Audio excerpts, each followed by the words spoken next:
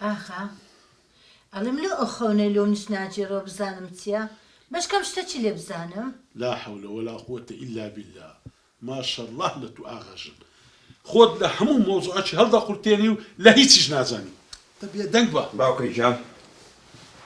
شريفي خو ناس منا هنات بله دبا بيتا جوري بس ارشا باوكي هستا جني هستا تبرو دەبا دانیشم جێم لێبی أريد هستا برو أودي هستا وی لە بەرەتوش ئاغا السلام عليكم السلام عليكم وعليكم سلام السلام. آغامان سامان جنبا. بزي ما بيلا بس ارشا باوكي فرمو آغا جواب دي شريف أمن زور باش الدناسم أتو كابلاجي زور داود بلا نانا آغا بالرواب كالليرة تشوما داري كرم لالم لون قبادك يستا بابتك اللو بازكم وعد مدي لكن كسبات سنكي بالرواب كباسيناكم شريف فرمو أو السيشو لسيك أمن خونة زور ناخوش دبينو لو أتاي أو خونة شتيناكم بسيطة شريفي خو الناس خون هي نزاني بالروابكا بشتي ملي او خوني دقرمو دني دينم يك لو تشي شريف بيدنك با جولا آخي خود راب قرب زانة ست بيدني فرمو زوابي دوا فرمو قولم فرمو شريف فرمو سيشو لسيك كان خونة دبينم لخونة كم همو دانا كانم هالدورين همو دكونا أو غوري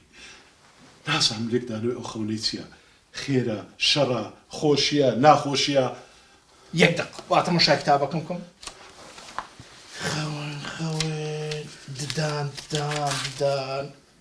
ددان أو ددانا أي قورم خوزي أو خون الندي تابع قورم ورق صعب كزو قورم يعني هرسي ددان تكد هر هموي أي هاورش قري تشندر بس اللي خونكم قورم يعني بالروابك قورم هر شازي سرد دزاني سي تيا شازي سرد إيه تدوستو برادرو إيه. نزيكانتا يق لبرتاو دمرن هاي قرم بسني كنا شريف قصتي باش تنبا أري والله قورم خونك أو هذا لي هذه الشاز لي خواري قورم شازي خوارش أوه والله قورم ترسناك قورم شازي خوارش خيزان كرد كتن خوشكم راكان يق بدستي خود لقوريان دني هل هم ياندمرن كنا وزباي كرب ياو اي قورم ابتبكم او خونا خو ام ختاي منيا بينك هتو أقالية تقصادكي لك تشخصانكي هاي نفر هاي نزعل اي قورم او خونا خو من نمديتي اتو ديتي ولا عمري خوت وليك دانو يخونتنا مني سامع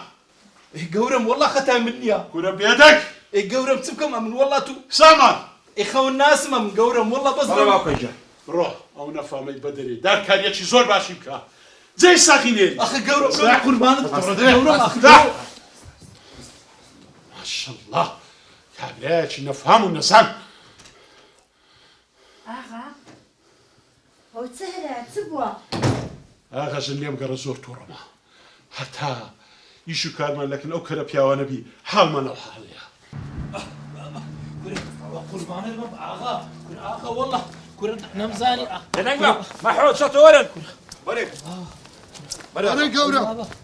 هم بو بنا قراجك سوانا شلو كنتي كنداي استفسار راي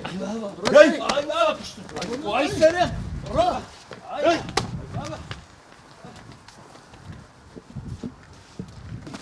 داي بري داي